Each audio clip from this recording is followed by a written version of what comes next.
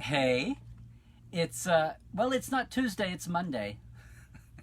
This is Trekland, and we are live. So it must be a Trekland Mondays live with Dr. Trek. That's me, Larry Nemecek, coming at you right from the heart of Trekland through Portal 47, as we do every week, usually on Tuesdays, for the big picture, clarity, and sanity in all things Star Trek. Hey everybody, I hope you made the migration to Monday this week. I'll talk about that in a second. And I apologize, no YouTube today, setting up the new iMac. Not everything automatically followed over. I have to tinker a little more. So we're old school today, right on the iPhone, just on Facebook only, which is most folks. I'll get it up on YouTube to archive. Hey, and if you're new, if you've just stumbled in and wondered what the hey is going on here, welcome. We do this every week, usually on Tuesdays. Trekland Tuesdays live at this same time. Love for you to come and keep coming back if you're new today. I will do some chat. Everybody's popping into the chat. A lot of our familiar folks. We'll see who made it to Monday. And yes, I know it's Labor Day in the States, so happy Monday everywhere else. And most of all, guys, happy Star Trek Day Eve. It's kind of an incredible year. That's the topic today. I remember another historic Star Trek day. That's the topic today. I'm going to talk on that. After the break, I will get to all the chat, guys. I promise you I will back scroll as I always do and catch everybody. Plus, a little bit different Parrot Analytics ratings report this week. All of that will be after the break, okay?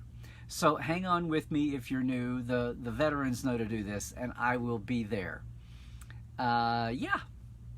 I remember another historic Star Trek day. So yes, CBS is going all out this year.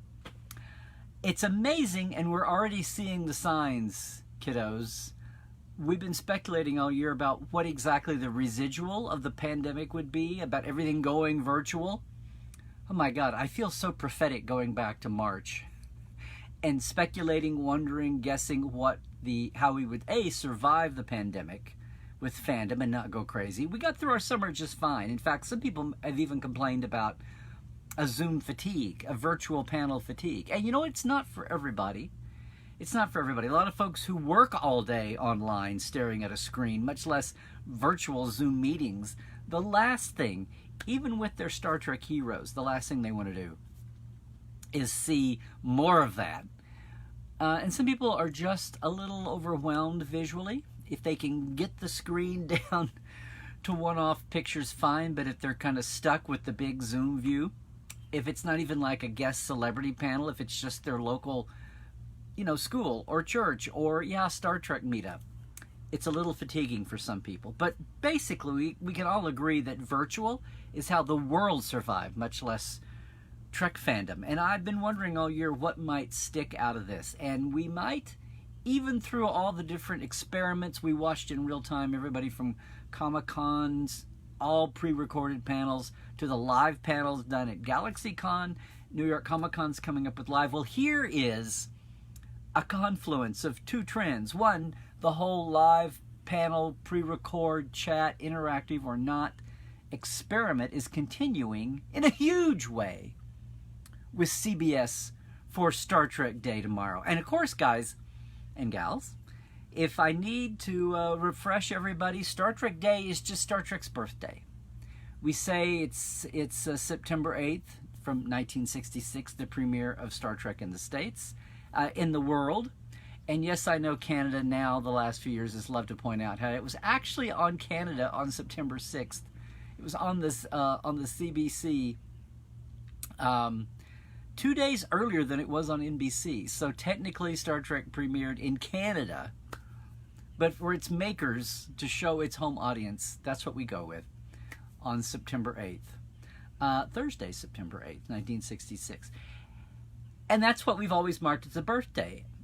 A lot of people take that as the birthday of the original series, and for 20 years, that's all there was. It was a moot point. It was even the birthday of the animated series that Saturday in 1973. I know. So it was very handy. but not all series could forever be debuted on September 8th. So all the series have their own premiere date, obviously birthday. If you want to use the premiere date to the world as the birth date, not the day the first pitch document was written, that gets dodgy. So for the whole franchise, though, we go back to September 8th.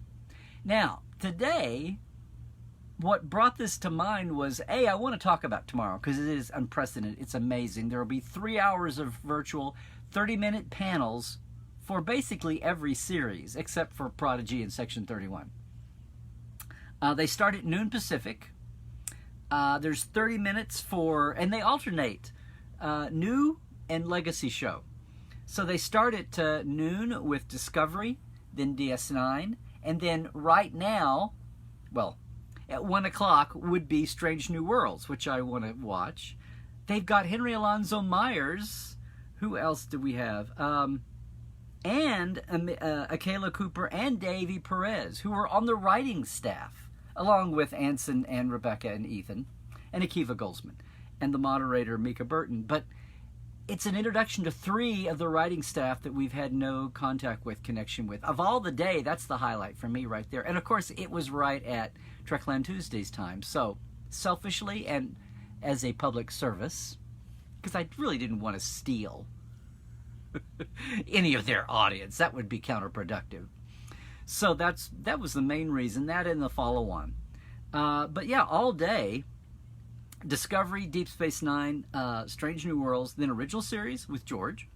Voyager in a 25th anniversary panel. Poor Voyager. They've been trying to make up. They got stuck with the pandemic year. So here's another try. And then Enterprise, then Lower Decks, and then a combination Picard Next Gen panel with just Patrick and Jonathan and Will as host. So 3 hours of 6 half-hour panels starting at noon. Then all day long, they're doing some more curated, and these panels, they're free on StarTrek.com and globally. They're supposed to be globally unblocked. Now, they're having another one of those all-day 24-hour marathons starting at midnight tonight, Pacific time, all around the clock. I think it's Pacific. Somebody check me on that. They're using Pacific times. Thank God. Some of the impetus of Star Trek HQ seems to have shifted back to the West Coast. At least it's because most of the people on panels are going to be West Coast to begin with. Voyager, not so much. A lot of Voyager's cast has gone New York based. Kate and Ethan and Bob for 3. But yeah, Scott Bakula is the Enterprise is a virtual cast reunion except for Jolene. So, there's something for everybody tomorrow. Then Lower Decks and Picard Next Gen round things out. So that's 12 to 3. The movie marathon is midnight to midnight. That is on CBS All Access. So that's the downer there.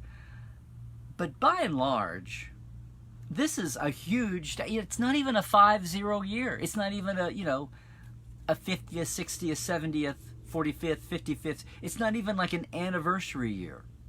And CBS is going all out. They've got more live content to promote.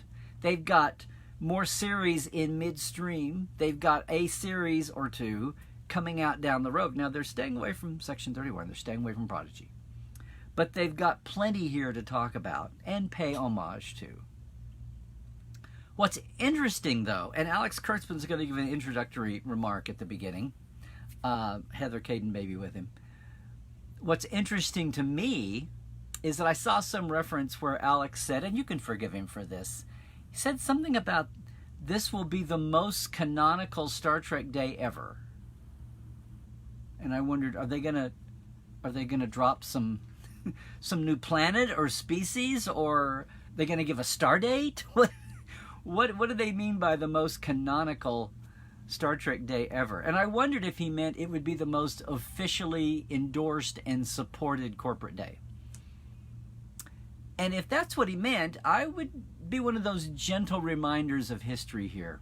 Because I've been talking for years about, to me, what is the biggest Star Trek day ever. Before we had hashtags, before everybody and their dog podcasted about it, or YouTubed about it, That was my topic today. This is awesome tomorrow. So we're leaving you Tuesday clear to watch, okay? And good on CBS for organizing the logistics of this. Good on them for doing it. But I want to take you back. I want to take you back a little history. I have a little bit of history to show. And by the way, again, I'm going to do the soapbox. We'll finish this up, take a short break, and then hit afters, okay? Yeah. So in the 70s, Star Trek, we're dating from 66, there was a huge event that dominated licensing events. People saw it everywhere, that just came splashing in, just made a huge splash on everybody's consciousness to the point where some people were actually getting a little sick of it by the time it arrived. And no, I'm not talking about Star Wars. I'm talking about, for those of you who lived through it, the U.S. bicentennial. You remember. I mean, if you didn't live through it, then I'll tell you. 1976, for 5 years, people had been getting excited. There was an official bicentennial, the bicentennial of the Declaration of Independence, not of the country's founding, of our birth date. Not the year we turned 21, not the year we got our driver's license and could vote. We got legal. But just the day we were born, July 4th, 1976, the Declaration of Independence. Although it was technically July 2nd, but there again, it wasn't signed in Canada. It was voted on and approved on the 2nd. Then they signed at the signing ceremony, for the cameras and the PR on the 4th. So that, of course, is what we go with. We don't look at the original picture of the Marines on Mount Suribachi at Iwo Jima. We have the picture that was staged for the cameras. One of those things. But yes, July 4th. The Constitution wasn't adopted till 1787. Barely anyone remembers the day and the date for Constitution Day. George Washington was sworn in, had the election, and he was sworn in 1789. So July 4th is our birthday. So yeah, Star Trek's birthday, we go with September 8th, 1966. So what did everybody do for the 5th anniversary? Try to get the world to notice that there was a thing called Star Trek. There wasn't an actual... In fact, there was something going on September 8th, 1971. I would love to know what it was. Now, that was in the germination time when the little library in New Jersey was having a program. It was in that era that led to the coming of age of the 73 Star Trek convention in New York. 72, 73. Those early days. But here's the thing. The 10-year anniversary of Star Trek was celebrated by Gene and Majel. Yeah. The 10th anniversary of Star Trek was 1976. Stop me if you've heard that famous date already before. That was the bicentennial year. For years before, people had been getting not just stamps, not just posters and t-shirts and caps, but bicentennial toilet paper, bicentennial, you name it. Bicentennial, red, white, and blue, 76 was stamped all over it. Increasingly, year by year, leading up. The class of 76 in high school, I remember our high school, they had a choice of senior announcements and all the senior stuff. 3/4 of it was in red, white, and blue bicentennial themes. Or you could go with your regular themes. Everybody by that time was so sick of being flooded and drowned in bicentennial. Of course, they were all for the spirit. But, yeah, they were just tired of it by then. Everybody by then, seniors in high school, our seniors, went with the normal look because they did not want... now I think people would say, oh, we would have had the special bicentennials. In the moment, people were sick of it. And guys, this was a year before Star Wars. The bicentennial kind of got everybody in a mood for already what would be hitting with Star Wars. Or it was what George Lucas could look around when he did that deal, smart guy, to control his own marketing and licensing, not the studio. That was a year later. 1976, we were drowning in bicentennial and celebrating. I don't want to be too cynical, but if you were around and if you were a kid, you remember what it was like. Everything. You couldn't buy bed sheets without them being red, white, and blue. You couldn't buy paper towels without them being red, white, and blue. You couldn't buy trash bags without them being red, white, and blue. And here's Star Trek in its 10th anniversary. And what are they doing? But Gene and Majel are calling it the Star Trek Tennial. Yeah, this was the Lincoln Enterprises catalog. Yay, Lincoln.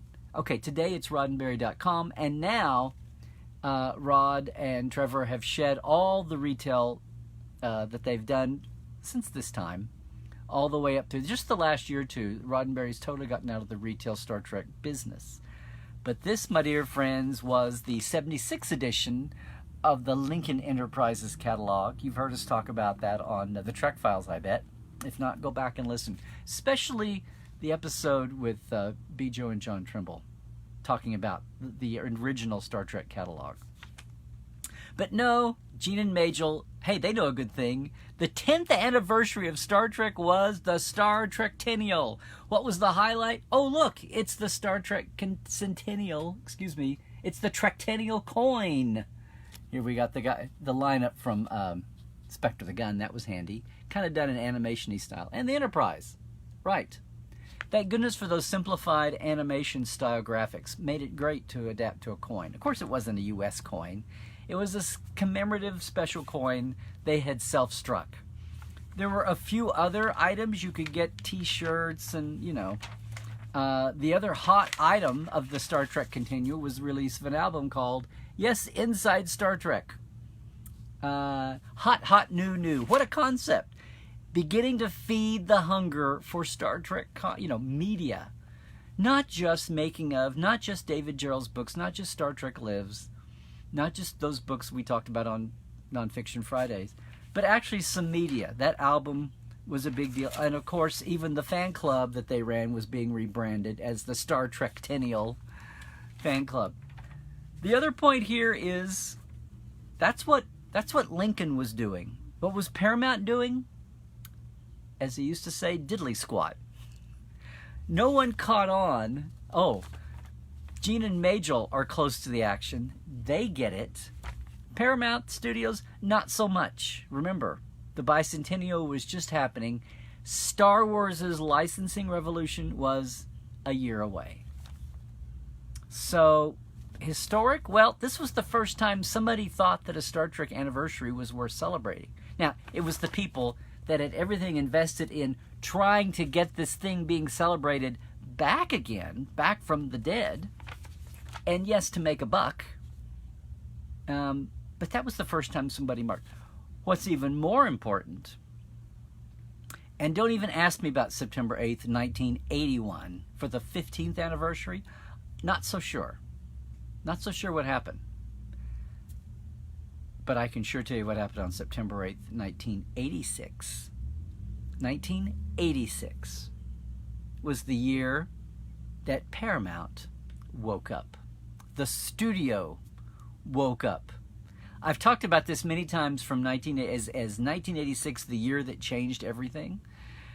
I've talked about this as, for some reason, years ending in 6 are so big for Star Trek, whether or not it's an anniversary or not. But look, 1986 is the year that Star Trek IV was produced and excitedly marketed, moved up, globalized. People were excited about what they saw. 1986 was the year Star Trek and Star Trek IV and Spock, Leonard Nimoy, landed on the cover of Newsweek. Mainstream, baby, mainstream.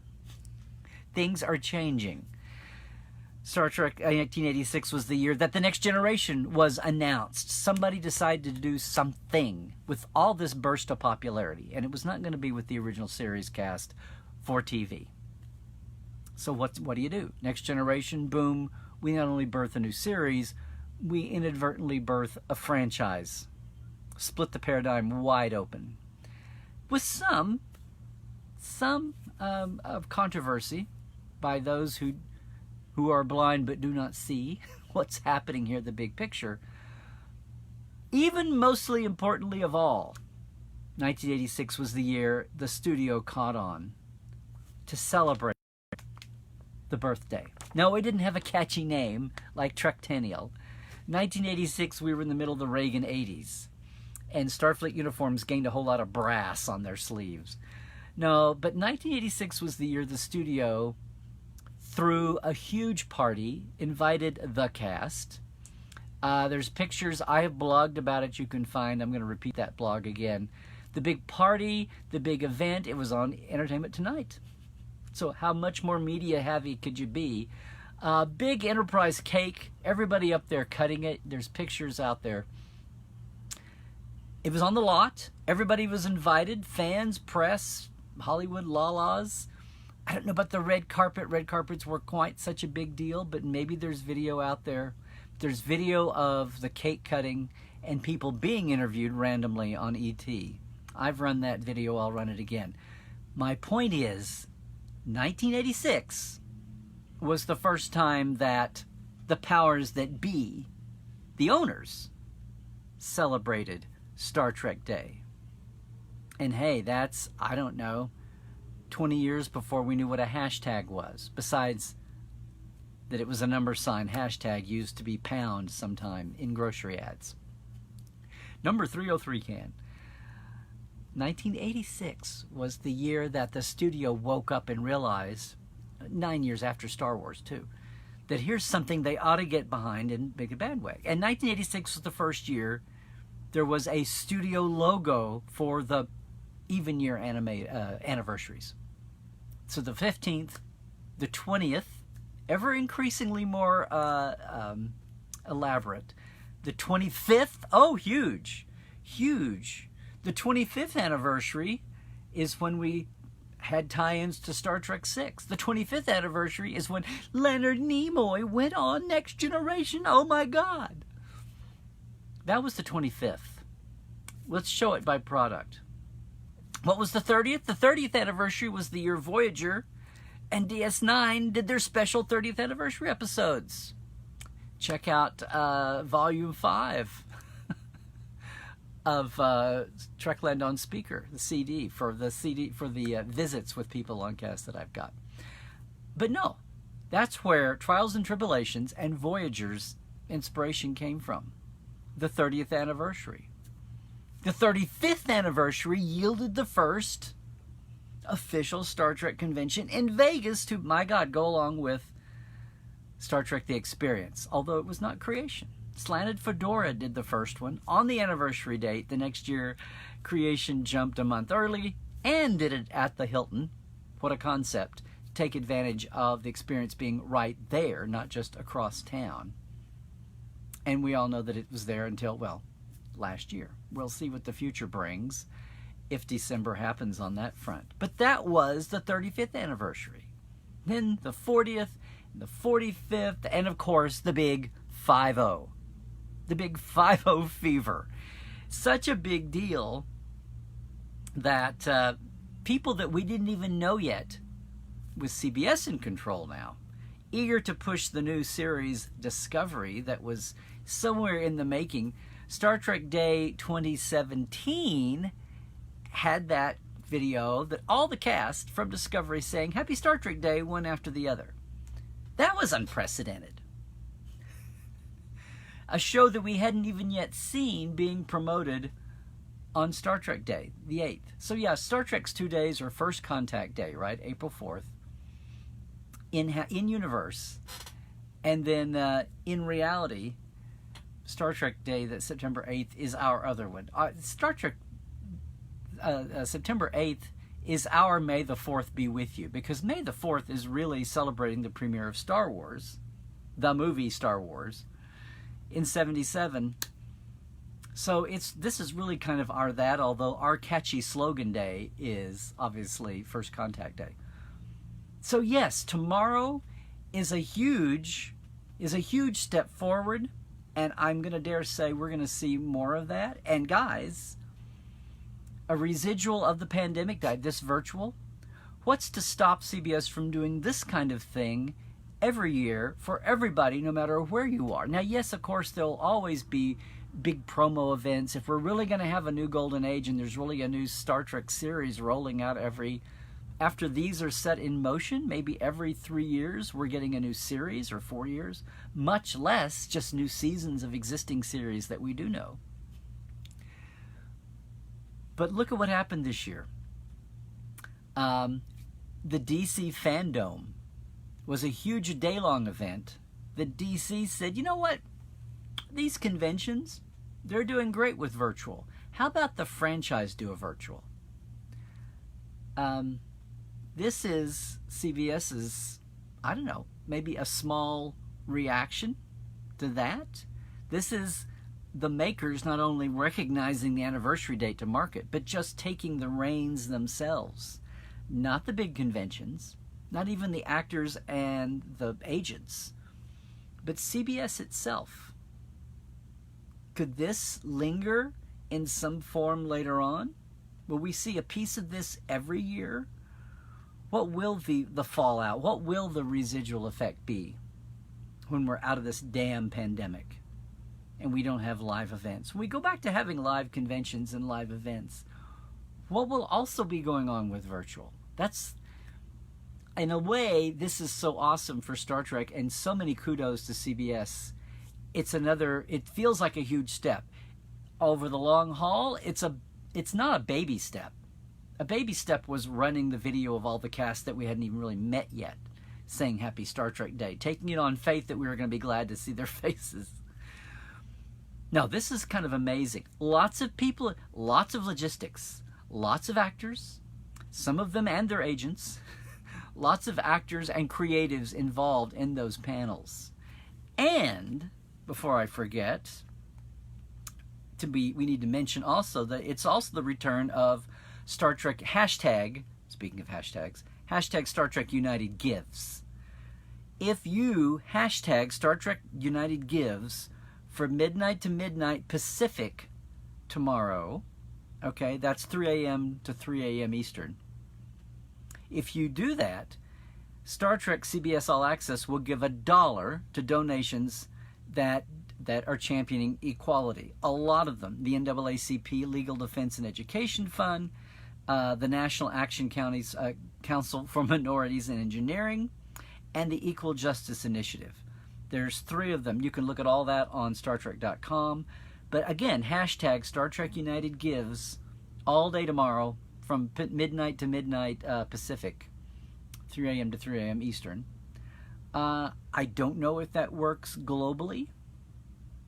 Why not do it anyway? Because all your American friends will be seeing it and get the idea too. So just do it globally and help out at the States. We're kind of in a rough time right now.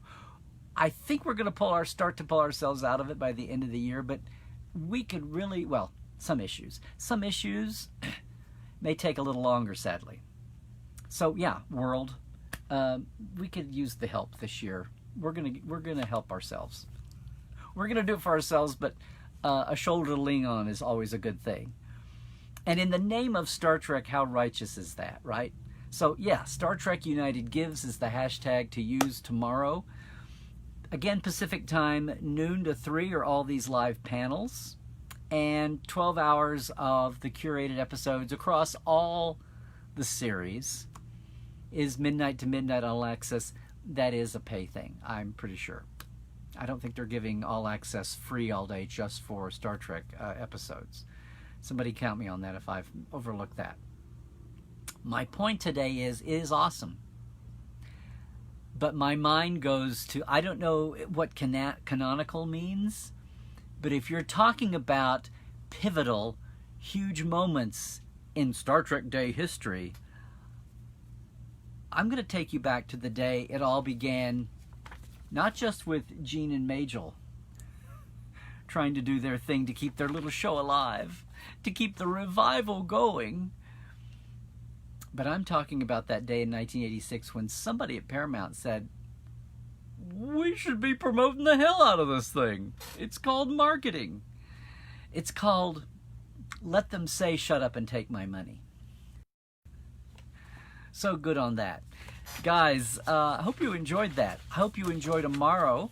I hope I did the right thing by moving today to get out of the way of Tuesday. I will gladly give up my first half-hour time slot there for Strange New Worlds to meet 3 of the writing staff, the production and writing staff.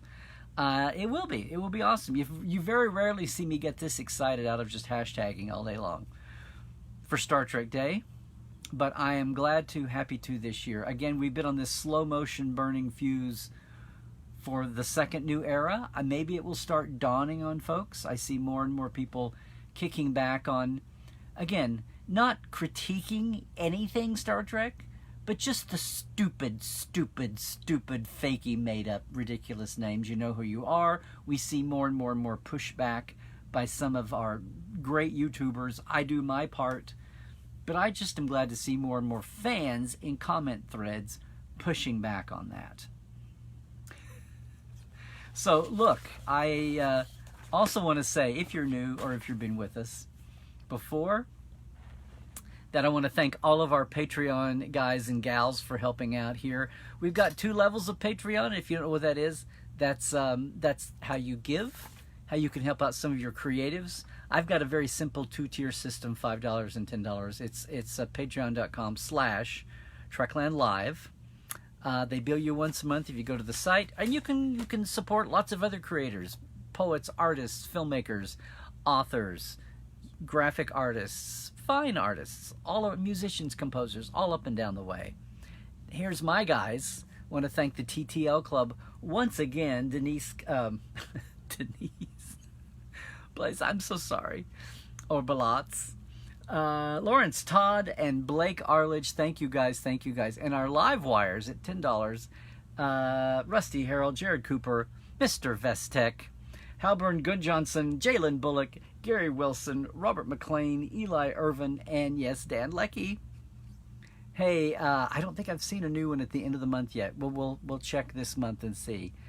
Thank you guys so much.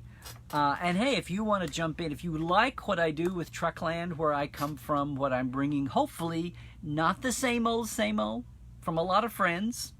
I know. Everybody's jumping in more and more with the podcast and with a video cast, a YouTube show. So I still try to keep it real, keep it same old, and maybe bring you something you haven't heard everywhere else. That's the Trekland way while we're deep diving. If you really want to do that, though, just get into Portal 47, okay? Hey, after the break, we'll come back. But for now, guys, I want to remind you, the Trek Files will be out tomorrow on schedule on Tuesdays as usual with a special for Star Trek Day. You want to join me there on Facebook, the only podcast that gives you paperwork of the Trek Files. Hashtag the Trek Files. All the Roddenberry podcasts are at podcast.roddenberry.com. You know all the good ones. And hey, special note for all of our Life Support Live viewers, and if you're not, why not? We all know that Dr. Ali was under the weather. We didn't have a real show. I did a shorty, hello, goodbye, on Saturday morning live. We're going to make up that episode. We're going to make up episode 21 with a real show. The theme was jealousy, and right now we're being sparked by Lower Decks episodes each week, but then we apply it to the whole Trek franchise. As always, we go boldly through uncertain times, Star Trek through a mental health lens. It's a lot of fun. We geek out plenty and give you some takeaways for daily life. Nothing hardcore. There's no Psych 101 test the next day. Just know that this week we're making it up at Wednesday. We're going to announce a time soon. Go to our Facebook page for Life Support Live and vote on the time. And if you're not on the page, go apply to join. We'd love to have you guys. We'll do this special makeup show on Wednesday, weekday. I know, it's not Saturday. But Saturday, we will be back at our normal 10 a.m. Pacific, 1 p.m. Eastern time. Did I do it right, guys? Yes, I did. 1 p.m. Eastern. 6 p.m. British summertime. 7 p.m. Central European summertime. It's easy to get to. Wednesday, not so much, but we'll see. It's a weekday mainly for everybody. We'll see what happens. Okay? Let us know. We'll see you then. Most of all, guys, if you're looking for me anywhere else, the YouTube is the same as the Twitter at Larry Nemecek. The Facebook is the same as my Instagram, Larry Nemecek's Trekland. And Portal 47 is right there at portal47.net. Got some other special things coming up. Going to announce those here in the next week or so. For now, though, I'll be back after the break to look at Q&A and chat with you guys and look at some special different kind of parrot ratings this week after the break, if you're with us and you still see it then. That's Facebook, not YouTube. Till then, guys, please, please, please stay healthy out there. Stay woke, check your sources. Most of all, truck well, everybody.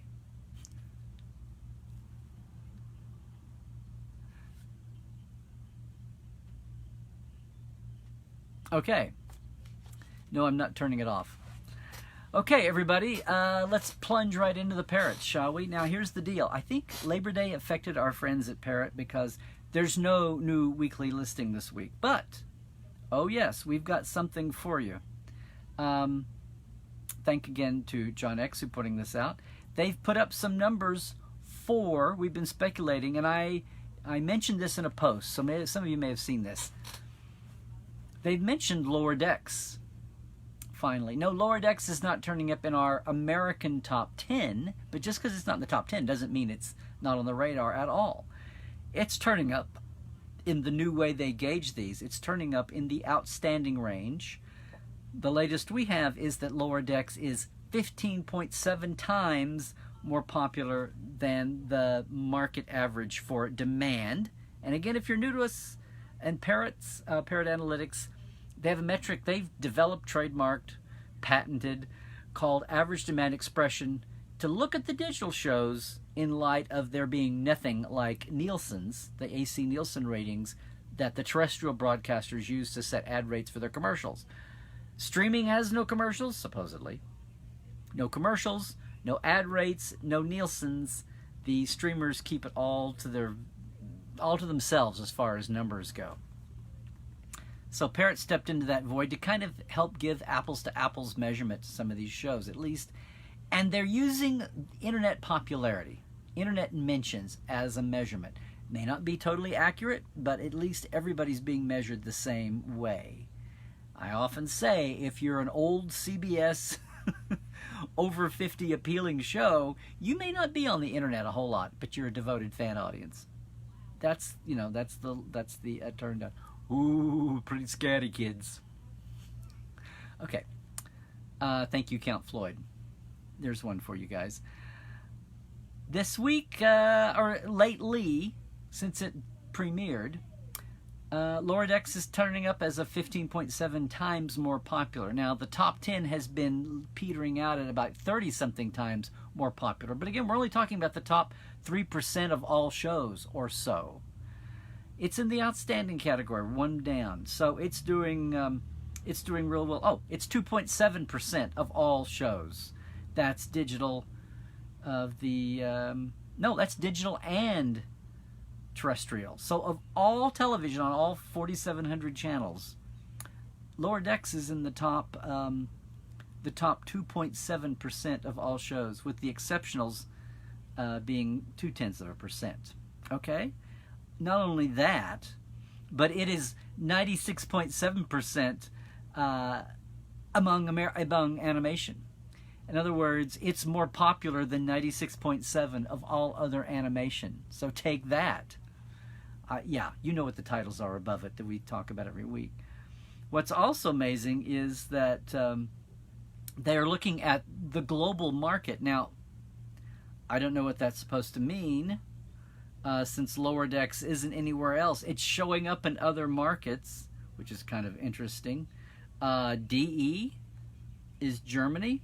The Germans are watching Lower Decks somehow. You know, it's famous. All of our European friends and others around the world are pissed because there's no national plan outside the U.S. and Canada for legally watching Lower Decks.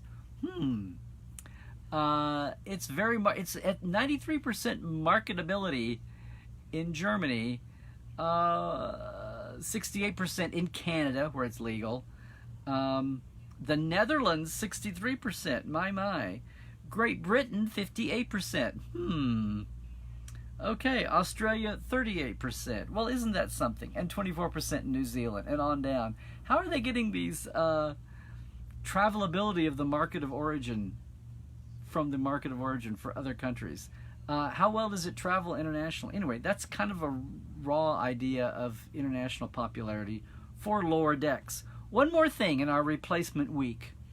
I don't know if we'll catch up with Parrots with 2 weeks next week, or if they just skip and they go, or if they will announce this tomorrow. They'll come back from Labor Day and release last week's tomorrow. If they do, I will post it at Larry Nemecek's Trekland. How about that? One more thing, though. From August 9th, yeah, it's not up to date totally, it's a month old, but from August 9th, the top 10 digital originals in Australia and New Zealand. Now again, this is August, right? The first week. Let me see here. These are weekly. The first week in August in Australia, Star Trek Picard was number 10. It was 15.8 times more popular than the market average, the US statistic they use now. In Australia, Star Trek Picard was number 10 in August as reruns. Okay, in New Zealand, same time frame, first week of August, August 9th. Star Trek Picard was number 5 in popularity among digital shows. These are both among digital original shows in New Zealand. Number 10 in August, Picard. Number 6 in New Zealand, early August, reruns. There you go. How about that? How about that? So we'll see what regular Parrots give us next week. That ranking, we're speculating where that puts it in the in the actual rank. It's obviously not in the top 10 for Lower Decks in the States, that 15.7, but it's got to be maybe in the mid-lower top 20. For certain in the top 30. And I still have a theory that number is a little higher than it was when I checked a week ago. We'll see what word of mouth keeps doing for Picard, for Lower Decks too. Okay, guys, I'm going to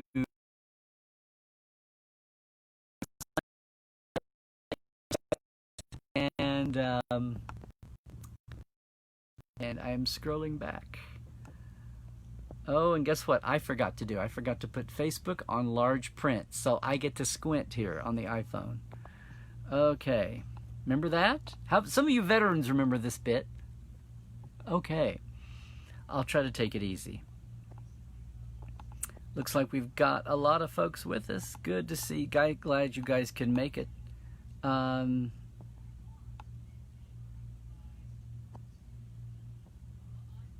Yeah, no desynchronization. That didn't happen in Facebook.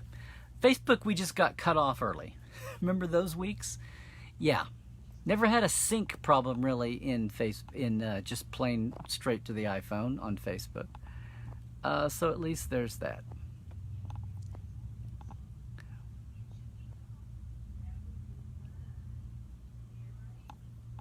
Hey, Christine Hubert watching.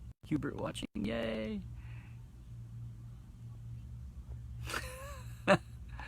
Clayton. Okay, he's here. I can go out of sync now.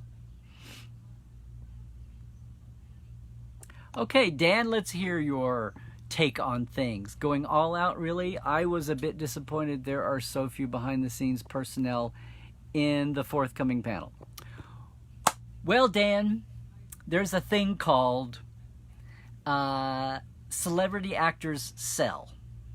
When I was a kid, I wanted TechCon, but I knew that if I actually threw such a convention, me and 9 of my closest friends would show up. It's a sad fact. You think you feel out of it.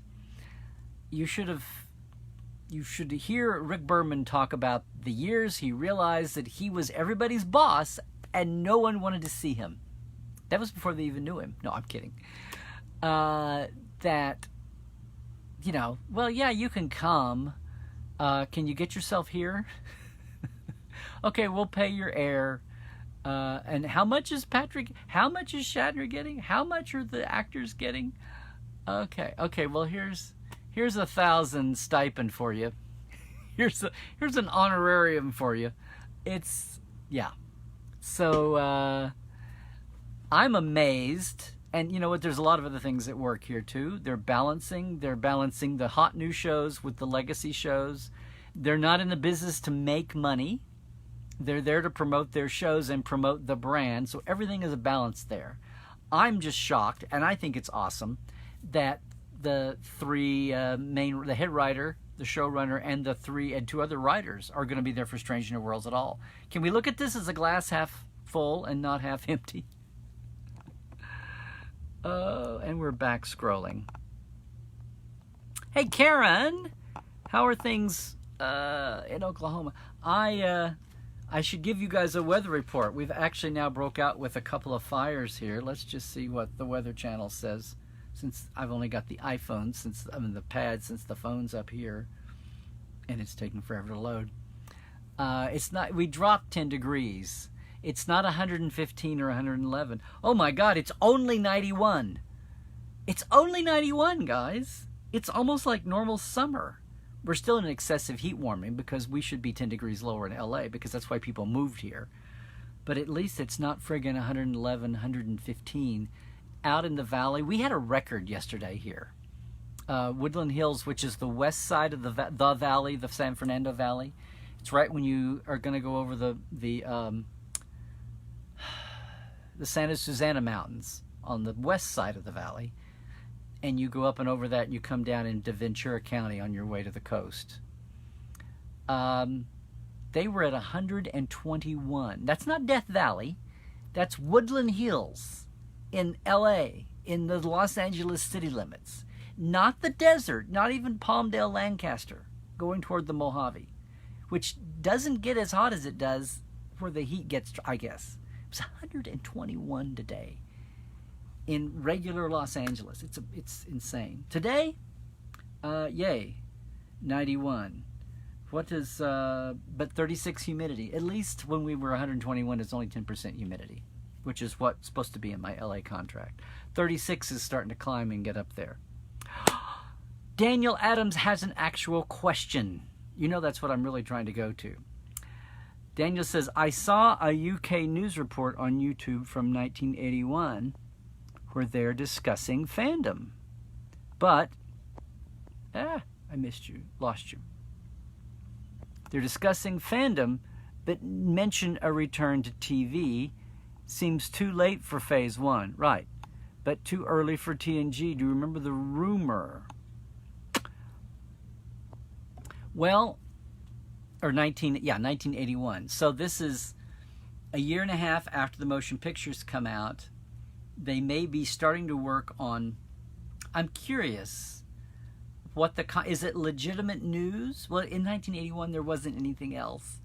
Was it like a BBC News or an ITV News? That's interesting. They might be reporting on the confusion around how Wrath of Khan started with Paramount TV's division, and they did it so cheap, but it looks so good that they bumped it up in budget and scale. That's a great story too. They were going to make Star Trek II on the cheap for the TV side, and it got out of control and looked great somehow. That might be some of the confusion. And it's 1981, so communication is slow and spotty. We're all still playing, telephone. And somebody heard Paramount TV division is doing Star Trek II, so someone just assumes it must be a TV show. That's what I'm going to say. That's my gut reaction guess.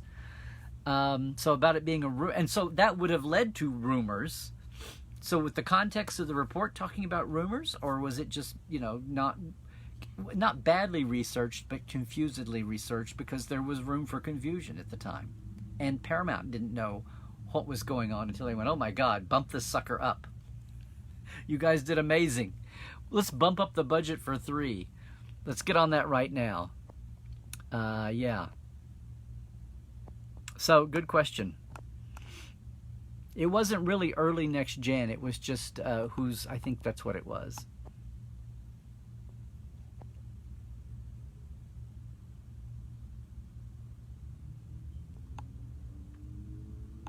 Seems too late for TAS. Well, TAS is really the original series animated by people, and we've lost. And who are you going to have for TAS?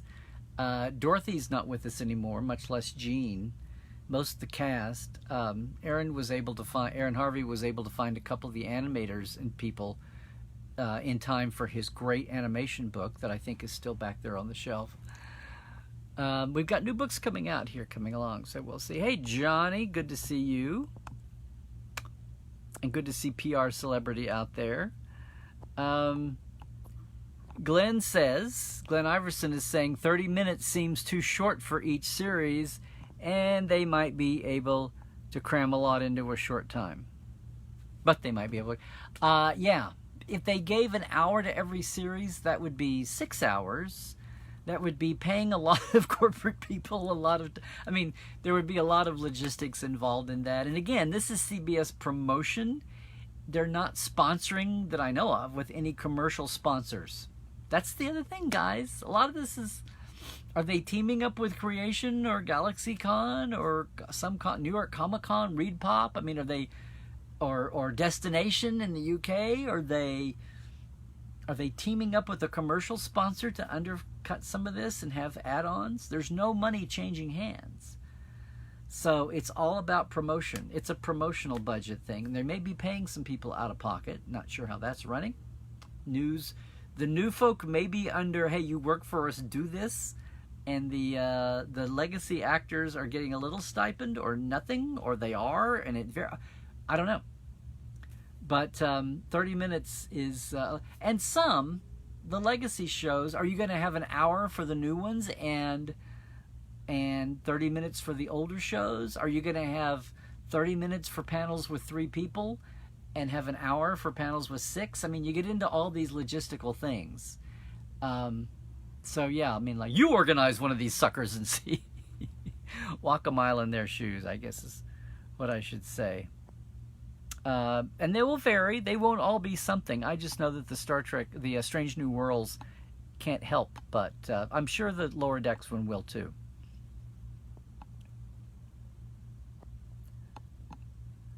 Clayton George, well, of course Canada gets pretty much ignored again. After all, writers ignore the country. Maps on TV ignore us. And heroes even end up here. Oh, no heroes ever end up here.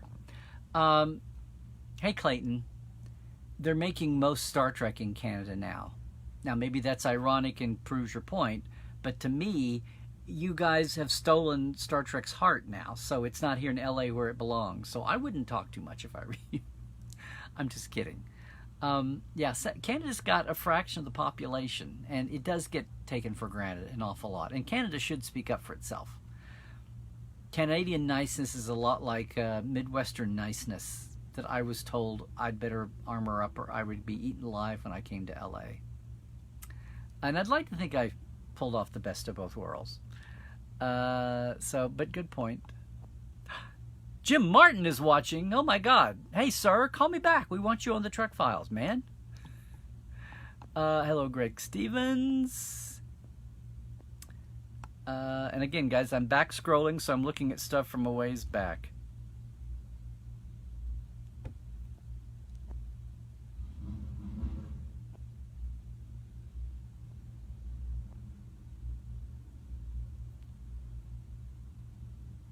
Oh, Dan Leckie says, what's the biggest Star Trek day to you? To me, it's April 5th. Well, that's what I'm... Okay, 4th into the 5th.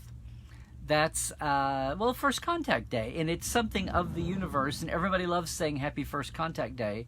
And if you say that to mundanes, if they're halfway with it, or even your other genre friends who aren't with it, with Star Trek, it's a great chance to talk about Star Trek. It's a great opening. If you say Happy Star Trek Day, people kind of go... okay, maybe. I mean, I know it's not 1988 anymore or 1998 anymore, and the geeks won, and there's a lot more openness to everything. People have been raising kids, and we got generations of supportive people now, so it's not quite a coming out of the closet thing as it used to be. But First Contact is a little more enigmatic and fun sounding, and then you have a whole saga of what you can say. You can talk about the event, you can talk about Star Trek, you can talk about the 96 movie First Contact and all of that. Hey, Halborn, 1976. I was not born until 1981. Well, I'll try not to hold that against you. In Narda, we've got the Outback from Australia here. We got Europe, we got Australia. The TTL bunch is the best, guys. Clayton has an interesting point here, Clayton George. The biggest Star Trek day? August 19th, 1921, Gene Roddenberry's birthday. Easy. Very true.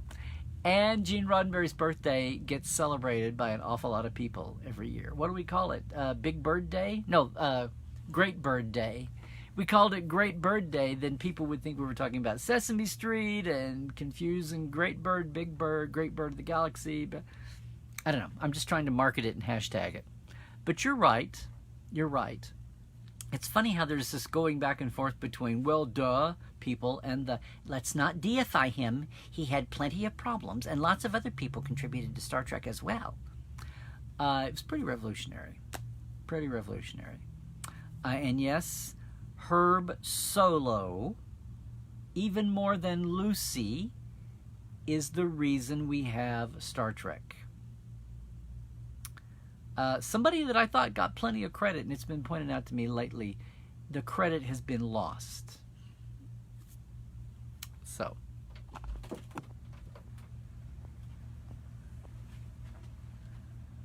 Are you in a meeting? Yes. Can you call my phone? Okay. I have to call a phone because somebody's in panic mode. Excuse me, everybody. It's live.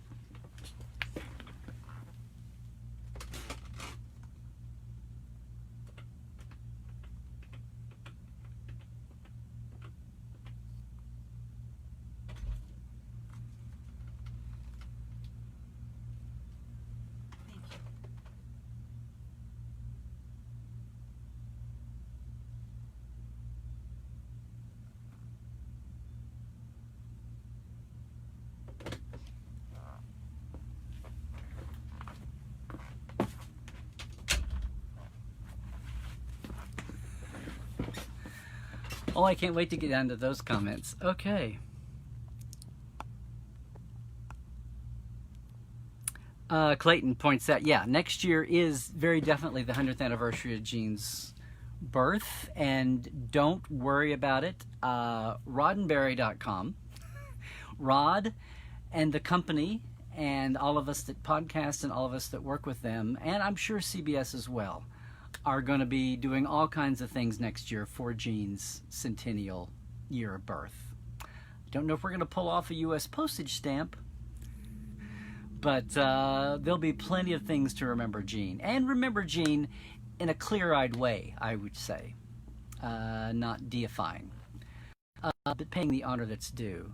How many people's lives have been affected by Gene Roddenberry's little baby? When you strip it right down to it.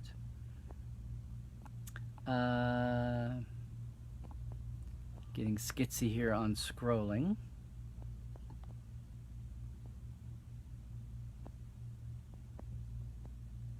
Sorry for the squint, guys. I'm sorry I forgot to enlarge the some of my old habits from iPhone days. They don't all come back. Biggest thing I forgot there. Okay.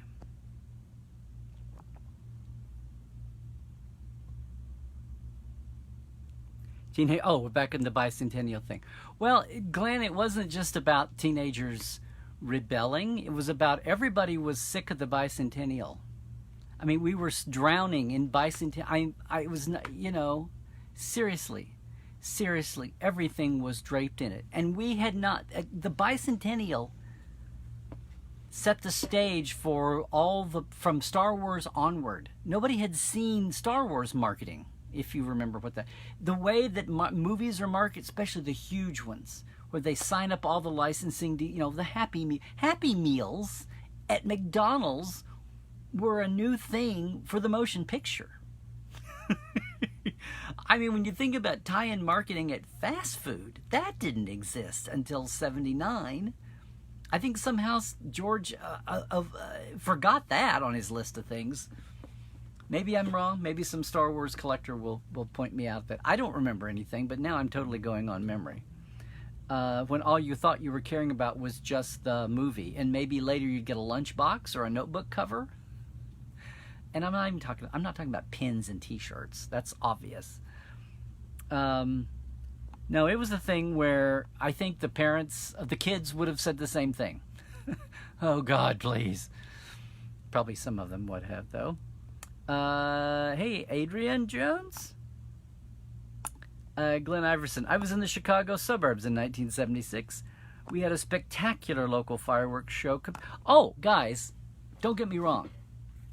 When July 4th, 1976, finally got here, and it was wall-to-wall, all-day-long TV coverage, and the tall ships in New York, and fireworks all over the country, it was amazing.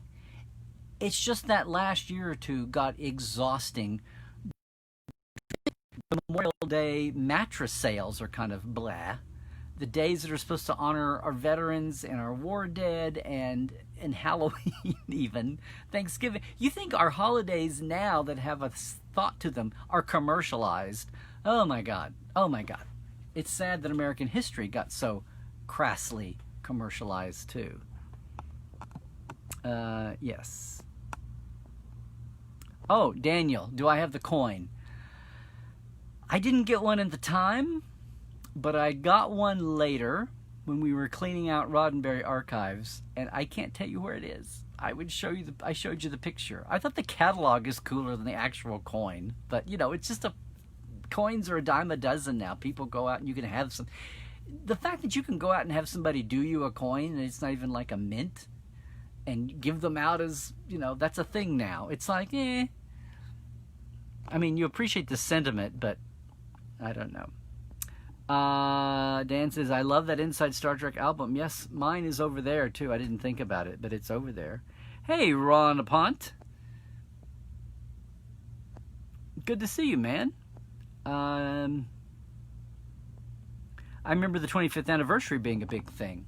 Yeah, what I'm trying to say here is it's one thing to have something in motion, like a movie or a series, and go, we're going to do a special thing. We're going to do this. We're going to do that.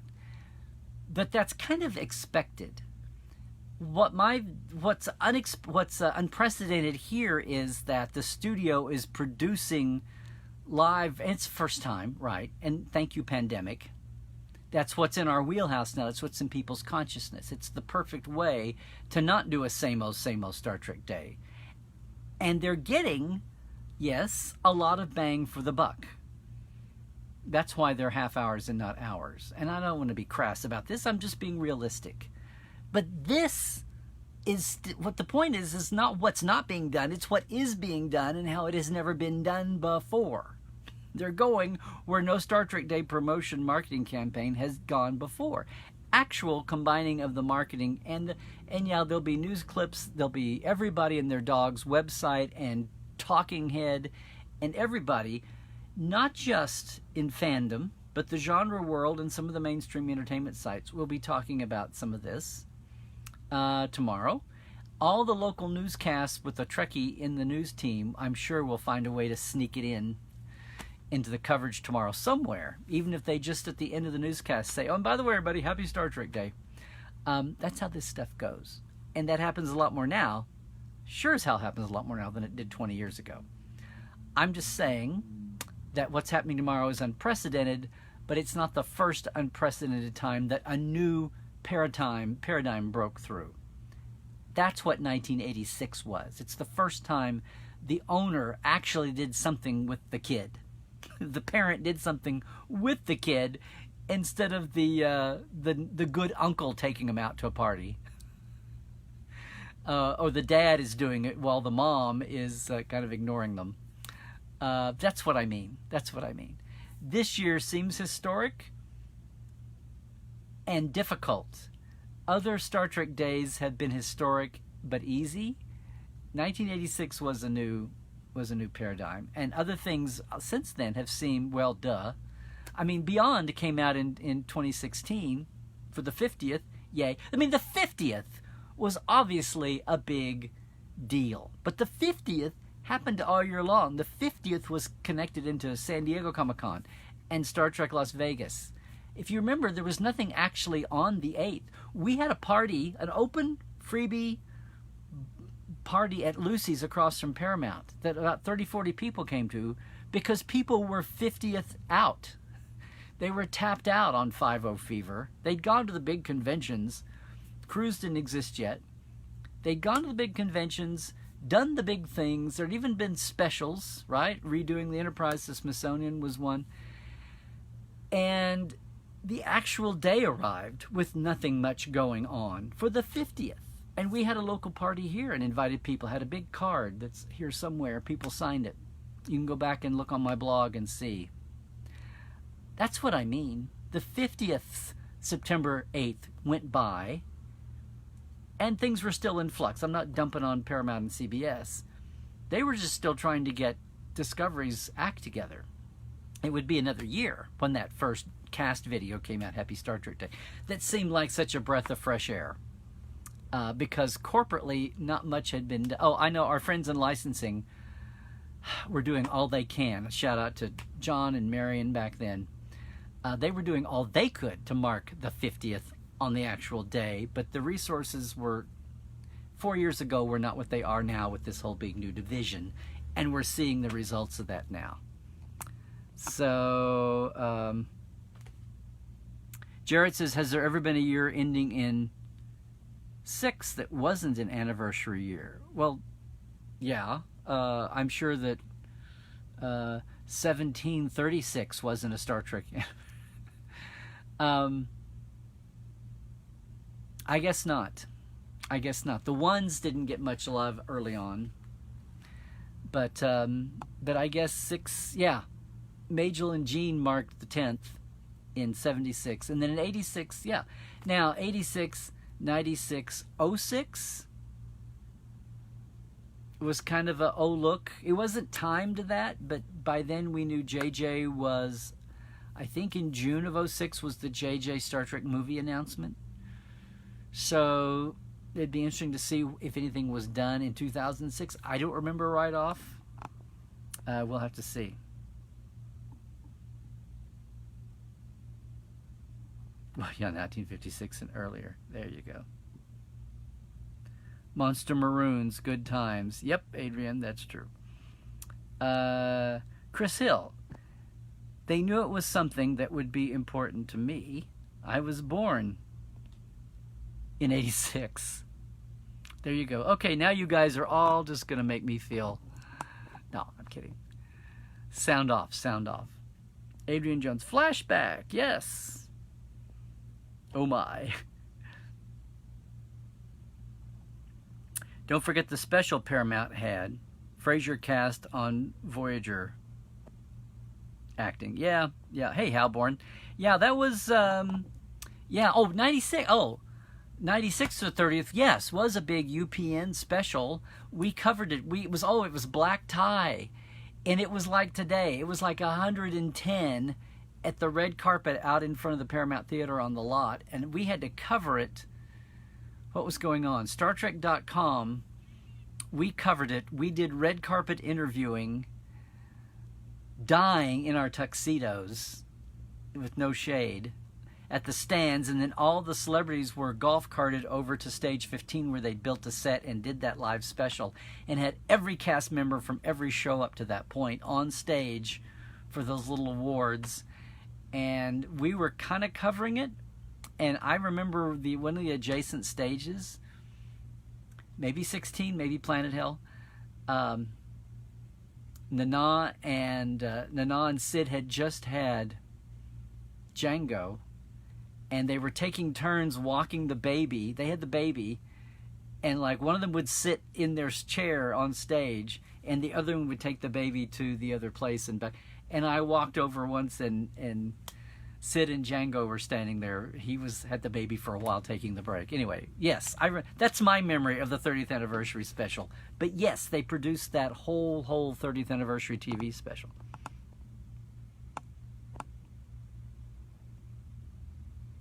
The 30th anniversary convention was the only time that, we'll see what happens in the virtual era as things keep evolving, but the 30th anniversary was also the one time that licensing tried to produce its own fan convention on its own, although they wound up hiring Creation to deal with talent. Yes, it was in Huntsville, Alabama. It was called One Weekend on Earth. The acronym OWO. And it was very corporately planned, you could tell. But it was a lot of fun. I have many, many stories from that. That was also when StarTrek.com was new, or the Continuum. Star Trek Continuum was new. And we live streamed every panel in 1996, which was insane. We did it with IBM's help as a co-partner, co-branded, co-sponsored. It was insane. And that's the year that D. Kelly, and 3 years before he died, D. Kelly and Bob Picardo did a panel together that was hysterical, and I wrote a story for StarTrek.com, and I have some pictures from it. Bob Picardo totally got blindsided because he thought, I better take it easy on this old guy, and D kept zinging him. It was one of my most favorite memories ever. He just could not zing this old guy back. Oh my God, it's DeForest Kelley that did Dr. McCoy, who did I'm a Doctor lines, and now let me do them. Yeah. Hey, Dan. Yes, I mentioned the animated series also. Oh, stop.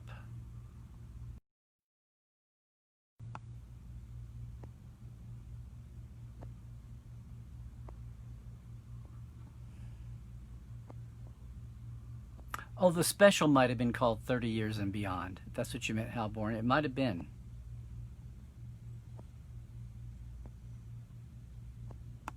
And the score of Mirror, Mirror. Okay, well, that's kind of an obscure one, Dan. I know you love music, and that's a big thing. For you, great, and thanks for sharing it. And Scott made it, yay. Michael Cornwell, hello. Maybe new, maybe coming back around, we'll see. Maybe Labor Day is letting some folks actually watch that don't get to watch live on Tuesday, normally. Scott says video and audio are really great. Well, yeah, Scott, you missed it. I'm back on the iPhone because I had some settings on Restream that I couldn't get fixed in time on the new iMac, but it's going. Tomorrow is exciting. Yes.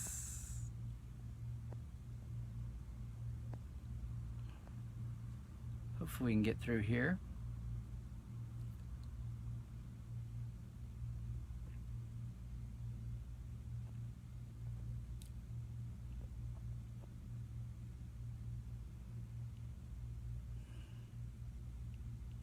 Oh, John X says, big audio video improvement. Yeah, I'm going straight to iPhone again. And Facebook only. So we can't judge the new iMac yet, guys. Although it looks gorgeous. It finally went into its place last night. If you're Instagramming and you look at I got a little silly overnight in here. But I cleaned up the rat's nest, and all the cables are labeled. And I got rid of a lot of old gear. And I'm collapsing my monkey stand here.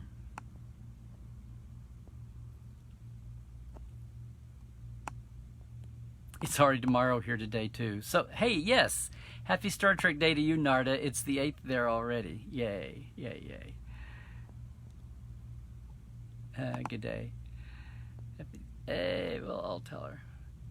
She's appreciating that, guys. She feels all alone there in the outback with her barely functioning internet sometimes. Halborn says, I did the right thing. Okay.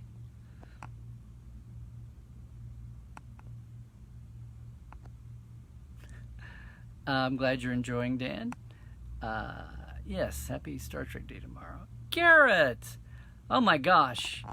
Garrett Manuel's watching, everybody. I guess that means you've got Wi-Fi back in Lake Charles. Sci-Fi-Con's a great convention, everybody, but Garrett and all of his brother and sister are cleaning up in Lake Charles. So everybody, don't forget what a mess they've got as we get on through the year here.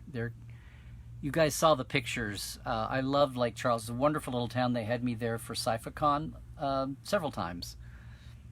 And I love the town, and I love the people, and I was just feeling for you guys all through the hurricane last week. So let's not let it. They've got a lot of build-up, a lot of cleanup to do and building back. So let's not forget everybody down there. As all the headlines of the moment are grabbing our attention, and for good reason, let's not forget our friends down in southwest Louisiana and Cajun country down there, cleaning up and trying to rebuild. Build back better.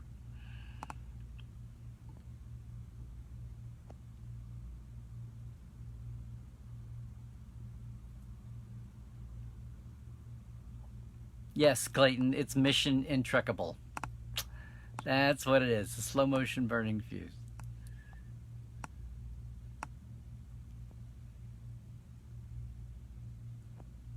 Hi, Dick. Oh, hi, Dick Davies. September 7th is always special to me. I never forget Star Trek Day. You mean September 8th? Are you hedging between Canada and the U.S. premieres?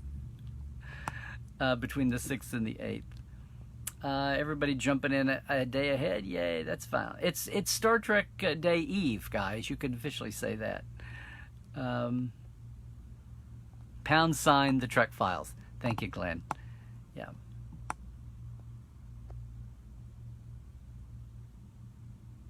You've got a master's in psychology. You're ready, Adrian. Let's see. Boy, I'm way behind on comments, guys. Sorry. Okay, I guess I'm to the thing.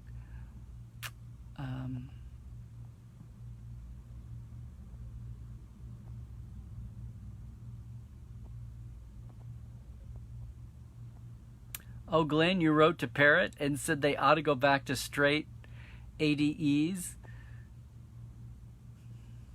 due to number of times more popular being arbitrary and without context. Did you get an answer? Go Lower Decks. Hey, John X. Oh, John says, what was my most memorable September 8th anniversary?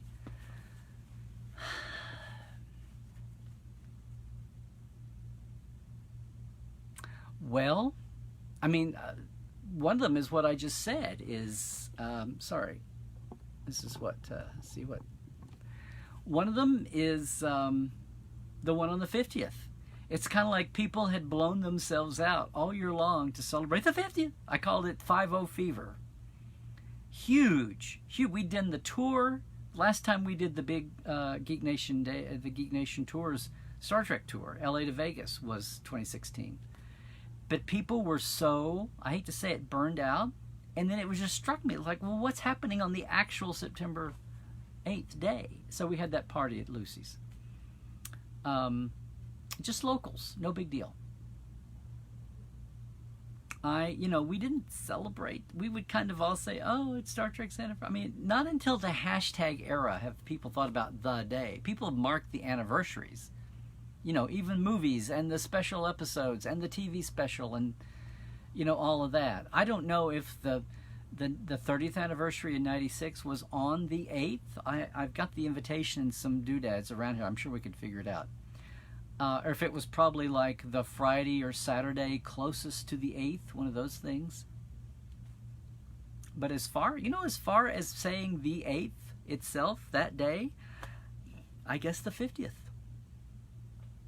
With maybe, depending on where they actually fell on the calendar, the 30th anniversary in 96 for all the events aside from the 50th, because it was a pinnacle time. It was before the slow descent into malaise and the rating split. But 96 and First Contact was the pinnacle of, a TV special, this red carpet event, all the cast gathered together in one place, First Contact being a high, like only 10 years earlier, like Star Trek 4 had been this pinnacle, it felt like.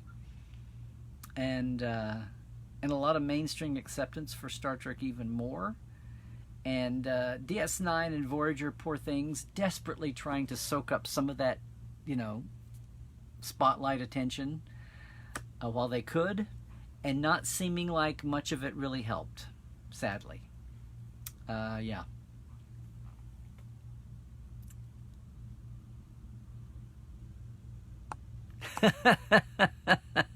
Yeah, Clayton, you need to respond. I didn't even think about that. I didn't even think about Second City being Canadian, but of course it was, obviously. Take off, you hoser. Hey, Tim is here. Go Canada, go Canada, Deutschland, Switzerland.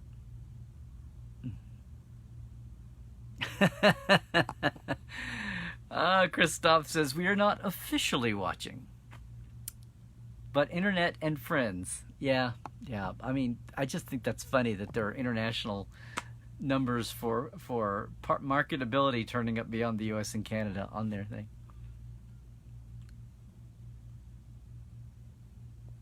Scott Martin, don't the parrots just mean that those shows are getting hashtagged and are buzzed about on the internet? Does that actually translate to viewers in Germany? Well, good point. I wondered at the very beginning, if all you're doing, when the Discovery controversies were happening, if all you're doing is just ragging on it, if you're being negative, does that count toward its demand? Which would be funny, it'd be a last laugh on all the toxic tubers. But yeah, that's been there. So I guess it's like, well, if you're the human thing of if you're actually going on and on and on about something, it probably means that you like it. If you only talk about something once, then maybe you're just maybe I should have just left that alone. Hey guys, don't get seasick, everybody. Okay, I'm only getting close to read.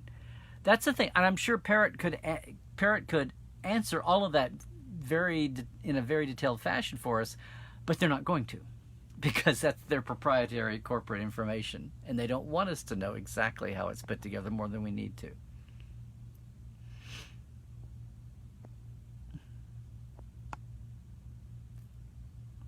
Travelability equals discussion plus illegal downloads. Yeah.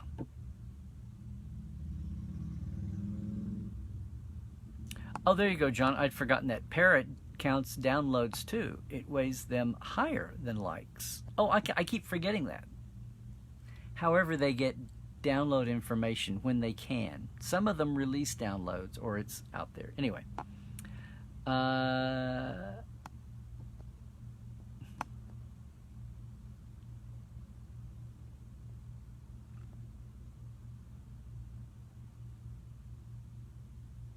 Yeah, I have to use the iSquint app.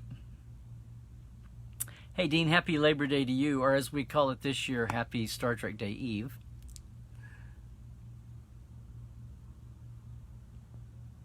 Adrian, it's like I'm staring at you. Some of you guys, you don't remember the first couple of years of iPhone every week? Aw, Dan, that's very sweet of you to say. There's also a thing called Portal 47 we could be thankful for. Strange New Worlds is a full glass, says Adrian. Yay. Oh, 78. Well, how nice for you, John.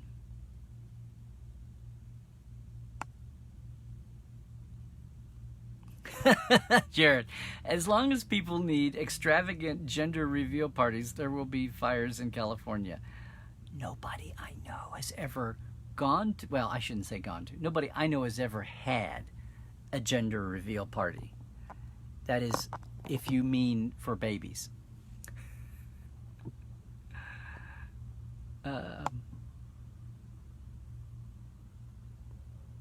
The lineup behind the scenes people in tomorrow's is not even half a glass.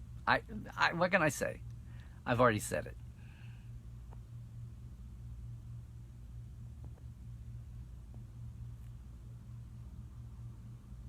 Adrian says it's 16 degrees centigrade here and dark. You're gonna, let's see. Okay, so if 0 is 32, then 16 is on 100. That's like 16%. So 16% to 12 from 32. That's like 180. That's okay, fine. Don't jump back and forth. Just go one or the other.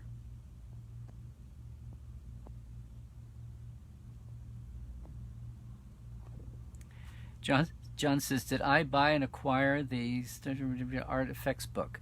It's on the way. To me, it's like, oh, Jeff's new book. Yeah, okay. Glad we got everybody comparing weather. Tropical apocalypse, afternoon thunderstorms. Yep. Love a thunderstorm. I do too. I miss thunder. I do miss thunder. Okay, we're talking about weather. We're talking about age. Oh, thank you, Daniel. It was a legitimate BBC show. They were mostly promoting reruns on the station. Yeah. Well, I'm glad everybody's... Like I said, guys, it's down to 91 today. So the bubble burst, thank God.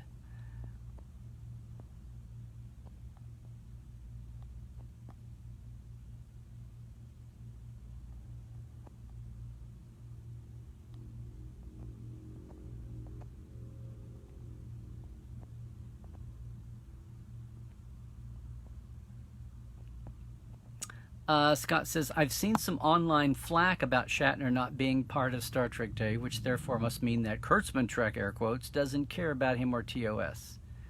I roll. I'm just assuming he wasn't available or maybe wanted too much money. What's my take on that? It's a thing of the moment. I'm guessing maybe he wanted money for it and they didn't have it in their budget, and so they thought they could get along without him. It could have just been money, yeah.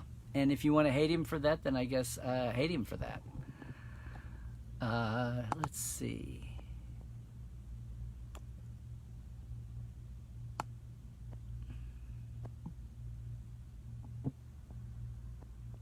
Lots of weather information. Guys, great travelogue today on global weather, American weather and global.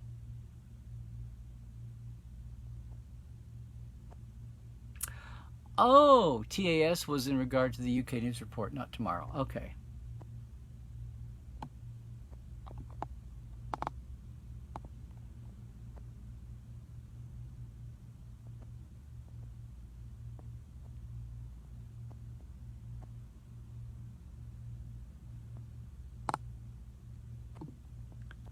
Having to read you guys and your long comments. Okay. Scott says, I just read the latest. These are the Voyagers books about TMP. There were a couple of bits in there about a possible series after Wrath of Khan. Sounds like Gene just treated it as a rumor, or at least a series of TV movies, since getting the cast back to do a weekly series at that point wasn't going to be feasible. Yeah. Hey, Carl Mazur. Mazur or Mazur? I know you've been on before, but it's not too often. It's good to see you. Hopefully we'll have some Labor Day new folk coming in, or returning folk.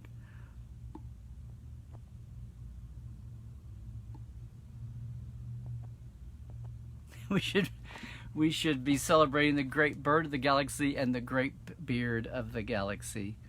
Very funny, Glenn.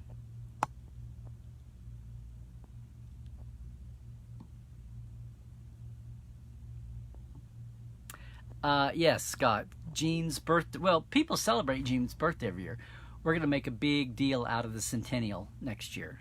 And leading, not just like, boom, August 19th, but we're going to be doing things leading up to it all through the year. Which will be interesting if the world and fandom in general is reopening. That'll be awesome. And then everybody in Voyager can go, but what about us? We missed our year. Yeah.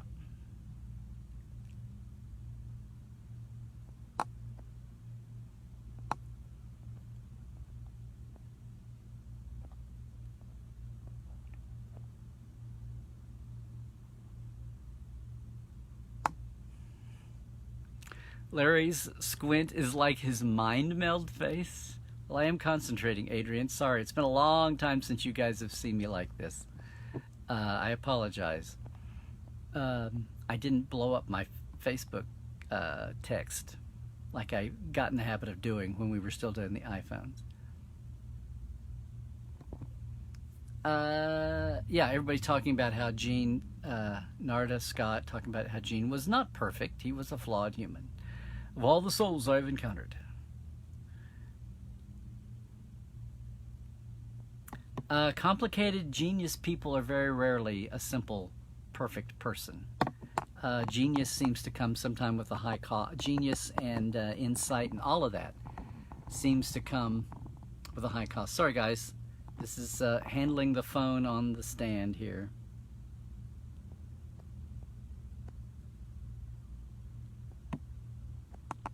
Part of the reaction on Gene is for the 10, 15, 20 years there where first generation fandom, we laugh about it, especially on the Trek Files, and talk about the guruification of Gene, his college tours that were just trying to pay the mortgage in the 70s and keep them afloat, and how what the effect of that was to mythologize a lot about Gene and how a lot of people worked on the show, but it was the Roddenberry vision, which it is, and which it was revolutionary, and which it was a gamble, and which he did downplay. We've talked recently about how some of those founding documents don't say this is going to be an aspirational show all about diversity and equality.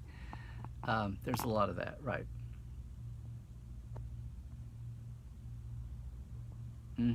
Scott, yeah, what he went through alone with Paramount and being screwed around and being treated as a troublemaker producer because of the TV days. Wow, this keeps swiveling. So why does it keep swiveling sideways? There's at least one person that's done a play script, movie script of Gene's life, especially the creative years. You know, that would be interesting to see all of that dramatized. It'd be very tempting to go off and either vanillaize it or make it all, you know, a dirtbag tabloidy kind of thing, and to try to be accurate about it.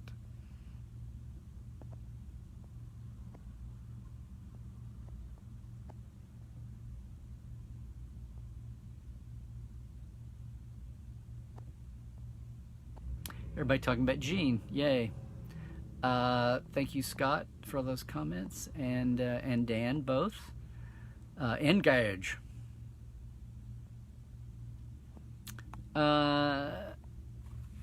Adrian says, when is the Enterprise D going to the Smithsonian?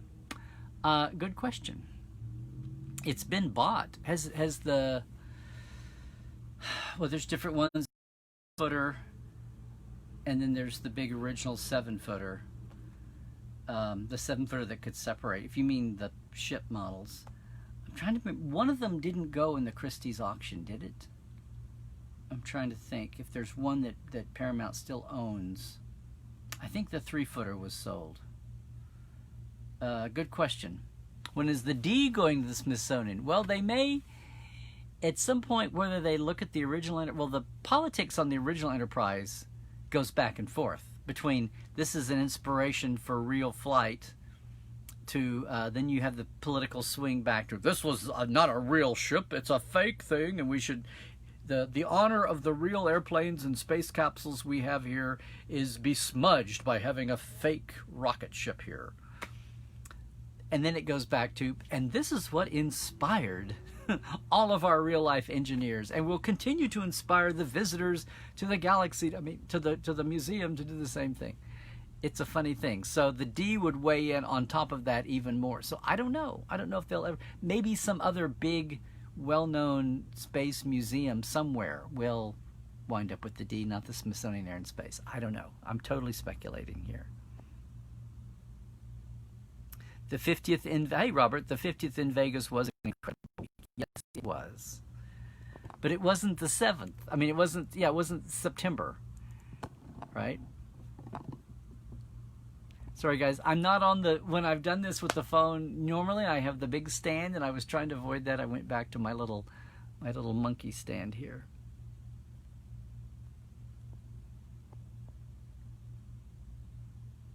Only if I can go to Risa, Adrian says. Dan says, whereas Flashback and Trials and Tribulations, to me, will always say 30th, Star Trek Beyond will always say 50th. There you go.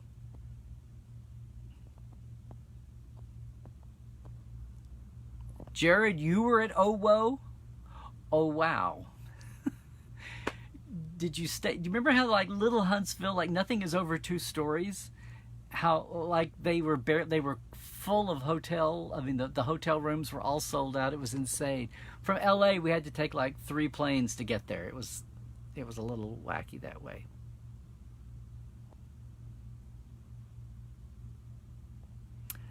Clayton George, Nana visitor's first name is pronounced Nana. Oh yeah. Sorry, I've been pronouncing it Nana. Learn something new every day. Well, you're welcome. But no, yeah, it's Nana, and she's very sweet about it. She doesn't correct, radio and interviewers and TV interviewers when they do that. Hopefully they've asked before. Now, we still have people that say George Takei and Walter Koenig. So, that's been 50 years. Don't feel bad about it. People are learning every day. And, oh my God, how many people got Rene Auberginois or Auberginois? That's getting to a fine point, but aubergine stew. Yeah, there's a lot, and we're going to have some of the Discovery folks, some of the secondary cast. Yeah.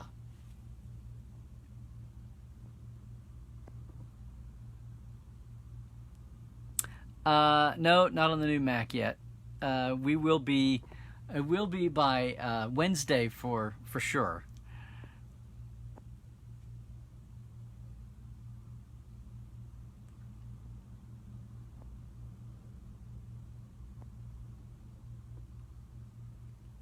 The 96 special is called 30 Years and Beyond. There we go.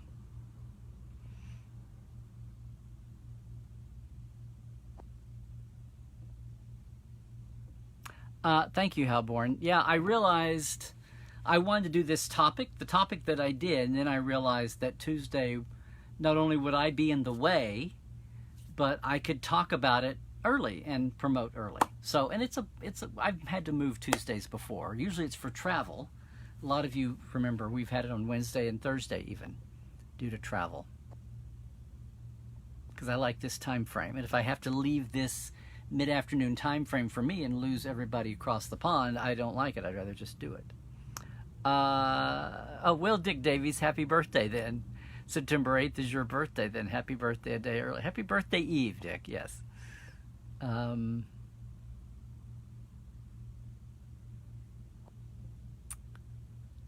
Oh, hi, Roman. Roman Panup.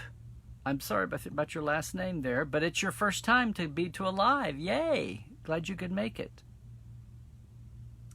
What am I going to do tomorrow on Star Trek's 54th birthday? Well, I'm going to rest from doing this. I'm going to enjoy the panels. I'm especially going to enjoy the Strange New World panel. I didn't just say that. I meant it. It was just ironic that it was like right at 1 o'clock Pacific. Among all the panels. It's not like do this and watch it later or do this and watch that earlier. It's like right now. So I'm going to enjoy that one. Otherwise, I'll just be online talking to everybody. I'm still settling in the new iMac. I've got a lot of things that I put aside for it feels like 2 weeks. A lot of work to get done. New column to write for the magazine, for one thing.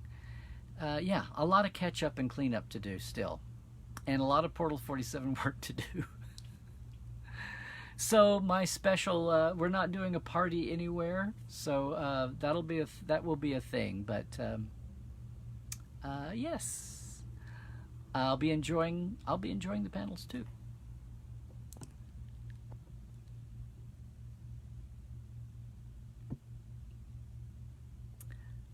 Narda says the king of the mountain, Peter Brock, was killed on September 8th. Okay. Not sure. Maybe HD September 6th. Ruth! Hi, Ruth. How are you doing? I have not talked to you in ages. Ruth Cruz is watching, everybody. One of the attendees of the original New York City Star Trek conventions. And also one of my associate producers on the Rathacon, wondering where the hell I am. We're still here, and we're going to get it done. Oops. But I'm glad you could make it today, Ruth.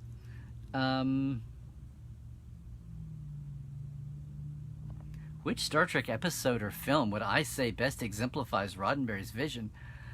Oh my God, Dan.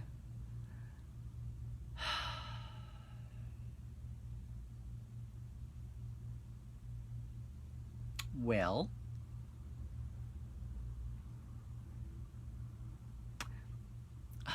Well, you know, I mean, original series.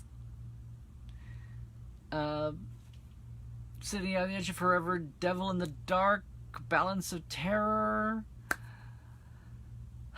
I always say that for Voyager, just out of the blue, I always say that Distant Origin. I know Jerry Taylor called it the most Roddenberry-esque show she'd ever worked on as a writer and a producer on Next Gen and Voyager. The chase on Next Gen is very Roddenberry-esque, about we all having it's easier for us to see our diversity if we all think about we had common origins. Way back sometime when, that we are all made of star stuff. As Carl Sagan used to say. That we all come from the cosmos, no matter what we look like now. That's a toughie. And DS9, I don't know what Far Beyond the Stars. I don't know. The Prophet. I mean, the Emissary is a pretty good Roddenberry-esque. Not fair. Also, not fair to ask me what the most Roddenberry-esque show of Enterprise is. That one I may have to stop and think about. And don't even ask me about the new shows. They haven't had time to sink in yet. TNG The Chase. Oh, there you go, Adrian. Great minds. Yeah, a whole season arc on rather than 42 minutes. Oh my God, Robert McLean. Where do I see Star Trek 2 years from now? Hope having live events, hopefully, or else we're all in a world of hurt. It's amazing how this keeps my little kiddo keeps scooting. Well, just think, in 2 years, Discovery might be done by then, but I doubt it. I bet they'll have at least 5 years.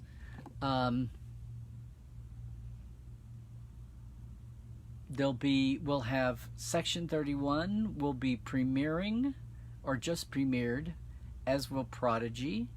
Strange New Worlds will be out for a year or two. There will literally be at least 6 modern Star Treks out in different shapes and forms.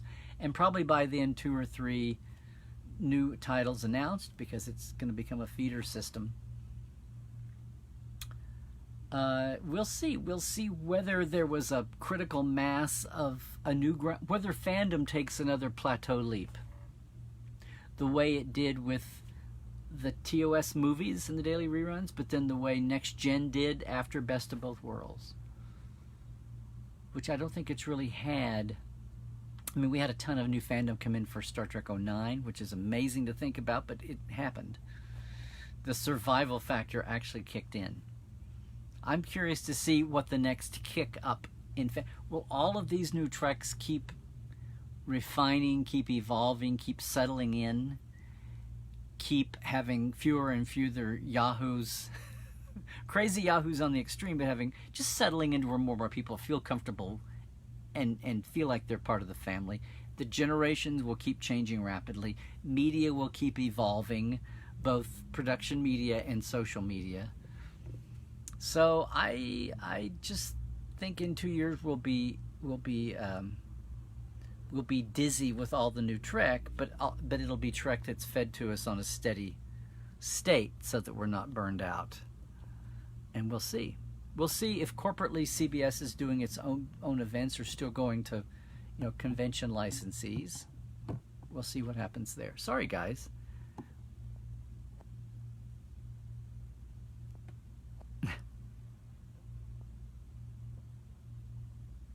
Scott says you have opinions about the new motion picture art and effects book. Okay.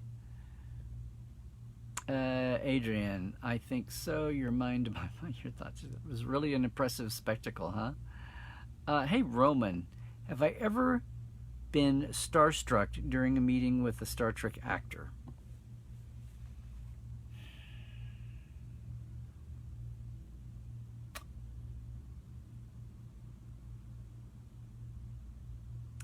I think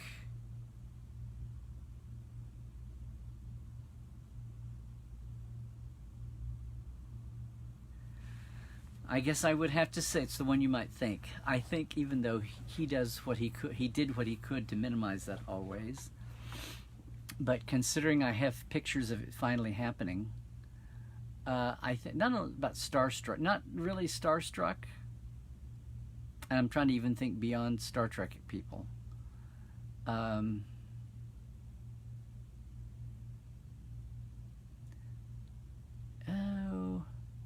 mean, I want to say D only because part of the thing with D was I was going to see him at cons 2 or 3 different times, and they always blew up, either on my part or on the convention's part, including the Con of Wrath.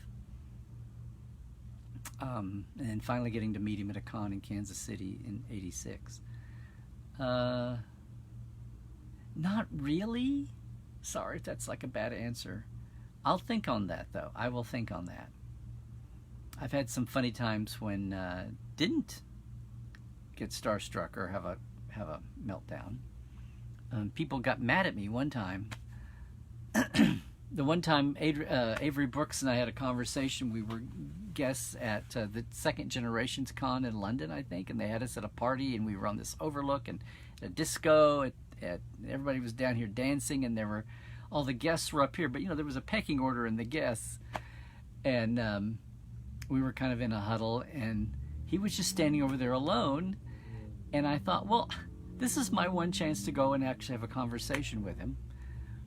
But I was very wary about, being with it. And I thought, well, what did we have? Music and swing and and jazz. And I went over and said hi and da-da-da-da-da and said, oh, it's a shame that I didn't have you. This was before he played his piano at Vegas and all of that. And we started talking about music. And one thing with any actor is like talk about stage theater also. Anyway, it was organic and it was fun. And we talked for, 5 or 10 minutes. And I went back over and everybody was like, I can't believe you went over and talked to Avery Brooks. And I'm like, well, it's weird. It's like, people are just human. Just find what you have in common and go talk. But it's like, it was uncomfortable the ot's way. Like what everybody's supposed to, no. Anyway.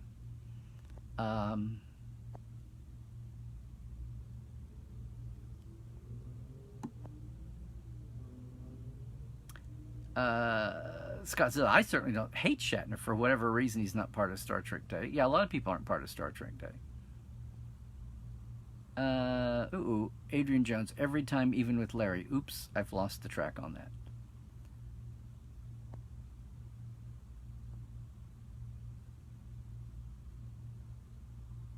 Yeah, hating on people is exhausting, Clayton.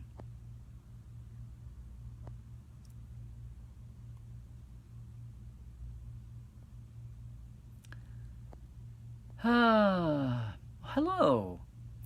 Nessie Juan Petri. First time. Hello. Welcome and welcome.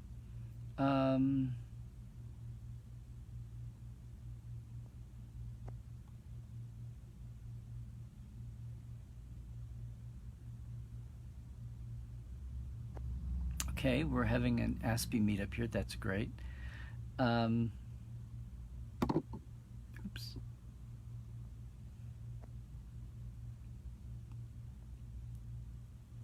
Hi, Joel Whitley. Need to get me a camera crew. Well, guys, like I said, I'm backtracking here on the fly. I'm going back to the early days here. I'm literally got the iPhone on this little monkey gimbal on top of this box because I didn't want to put the tripod up back and go back where I normally would sit. So you're getting the wide view, but close up because I didn't want to delay anymore. I was already pissed off that I couldn't restream on the new iMac. So today, without doing some tinkering, not all the settings of everything came right over from the old settings. But we should start wrapping this up. I'm going to try to catch up here. Wayne's World, Larry's Lobby. Okay, you're gonna go trademark that. Adrian, 7 feet or nothing. Yeah, now you say. Yeah. Hi, Linda. No problem. It's a wacky week. Hey, David Takeshi.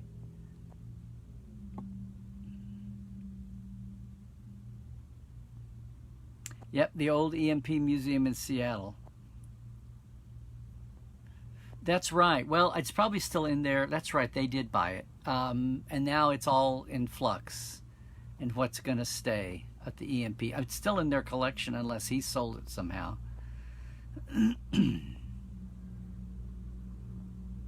The A is with, I want to say it's with Elon. It's with one of the big tech moguls. I want to say Elon Musk. But one of the Silicon Valley guys or Seattle guys bought it. And it's in the lobby of their building. So the only people that see it, this was as of a couple of years ago, the only people that see the original A model are people that go and have business. And it's not in a public display space anywhere.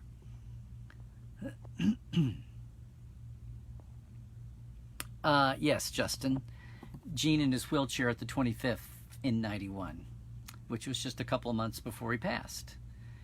And that's the one where he famously yelled at the fans, said, "You don't know shit." Somebody was criticizing him for something that, or asking a question about something that had just been in Next Generation.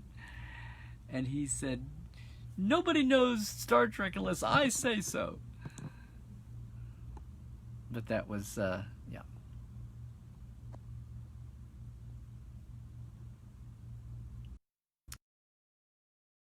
Roman says, oops. Huh. Did you like that, guys? That was the iMac, Scott. Oh, I followed you on Instagram and Twitter and commenting on your Dr. McCoy drawing there. Roman, oh, you're very welcome. I enjoyed it. It meant a lot. Oh, thank you for the Star Trek Continues compliment. Oh, what's my favorite? I did a week here talking about Grant. My favorite, well, the one that I can talk, no, I'm kidding. I think I mentioned it. I loved how Grant was kind of like an uncle to all of our college girls, the college crew people, who was mainly a lot of the younger kids, and that there was a game called Telestrations. It was kind of like a combination of Pictionary and, I forget, Password or something, and there were 2 or 3 times over 2 or 3 different shoots where one of the girls brought that, and we sat in the lobby of our, 2-story motel and played Telestrations. And but Grant was just always so, Grant was always so happy and positive and happy for you and whatever. He was interested in so much, and he was interested in what you were doing, and I just wanted to see him do the best he, was always pulling for him and his projects. Sorry, guys.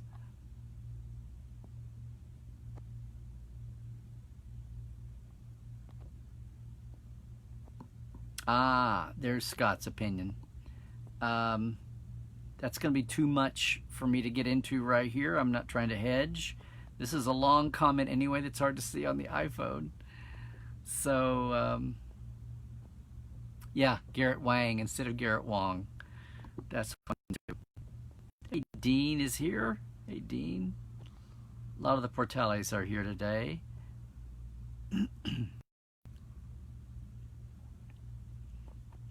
You wonder how many Lower Decks references will make Stellar Cartography 3rd edition. Well, all of them. I mean, what, I'm going to leave some out? Unless I'm in error. It'll all be there. It'll all be there. A lot of fun stuff.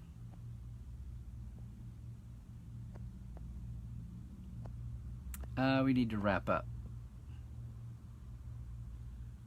Where do I see Star Trek 2 years from now weekly? Yeah, exactly.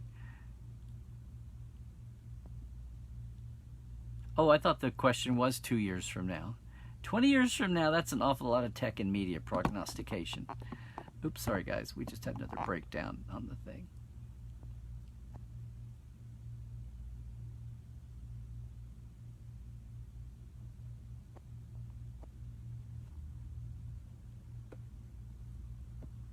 Boy, the swivel is bad.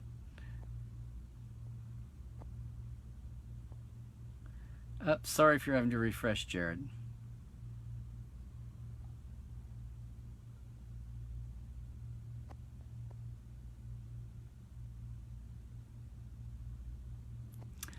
Thanks, guys. Again, I'm just direct on the... Sync was never an issue on the direct Facebook on the iPhone. Just getting cut off was...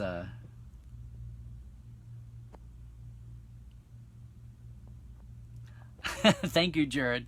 Hey, guys, that's our Monday edition there for Happy Star Trek Day, for kind of a big day coming up next week. Yeah, the sun's going down too. Hey, everybody, thanks for this Tuesday. Thanks for being here. And again, it's kind of an unusual week. Just to remind everybody that, well, thanks everybody for finding us here on Monday, and I'm glad so many new folk were able to come in on Labor Day, whatever. Just real quick, another shout out to all of our helpers here on Patreon, our TTL Club, and our live wires. Guys, thanks so much. If you want to help out too, Patreon's very easy. I'm going to do this so I can see. It's patreon.com/TreklandLive. It's $5 or $10. I keep it very simple. I don't have a big elaborate Patreon system set up, because if you really enjoy keeping us going, helping us expand the show, we've done a lot the last few months. We've got some more to do. Here, we'll take a breath and get going some more. I really appreciate it, and it helps out that way. And if you really just enjoy what I do, try to be a fresh take, and a new and old at the same time, connecting the dots in a big picture way for Star Trek that is not being done all over the internet right now, then just go ahead and jump into Portal 47. It's $33 a month. We have specials all the time, especially these days. Appreciate seeing you there. And don't forget, tomorrow or tonight at midnight Pacific, tomorrow morning you'll wake up and there will be a new Trek Files there, a special one that we're going to record here in just a little bit. It's Trek Files on Facebook, The Trek Files, and our document every week, or multiple documents are there every week, and you can scroll back and see them all too. You can get them all, though, at podcasts.com, podcasts.roddenberry.com, along with all the other Roddenberry shows, Mission Log and Mission Log Live, and Women at Warp, and Daily Star Trek News. Allison is awesome. And Priority One, they're all awesome. And Shabam now. Did I get everybody? Yes, I got everybody. Okay, the Trek Files tomorrow night, or go there now. Watch all the old ones. Get ready for Star Trek Day. Because tomorrow is going to be thick with stuff happening. And don't forget, the other special goofy thing this week, Life Support Live, we're always Saturday at 10 a.m. This week, we had a little stub of a show because Dr. Ollie was under the weather. So we're redoing that show on Wednesday. I'm going to go see how the voting is going on a time. Not sure when during the day. It'll be not as great as Saturday because it's a weekday. But we'll try to find the best day, the best time. And then Saturday we'll be back live. Both will be live. We'd love to have you with us, going boldly through uncertain times. Dr. Ali and Dr. Trek, and one of us is a real doctor. You get the idea. Most of all, guys, hey, here on Facebook, it's the same as my Instagram account, Larry Nemecek's Trekland. YouTube, it's at Larry Nemecek, just like my Twitter. And again, Portal 47 is portal47.net. We're coming up on the 5th anniversary of Portal. Some special things to announce coming up for that. So, guys, once again, it's been a Star Trek Day kind of week, kind of day to day. So, everybody, wherever you are around the globe, hey, stay healthy, stay woke. I mean that in all the ways. Check the sources. And most of all, of course, Trek well, everybody.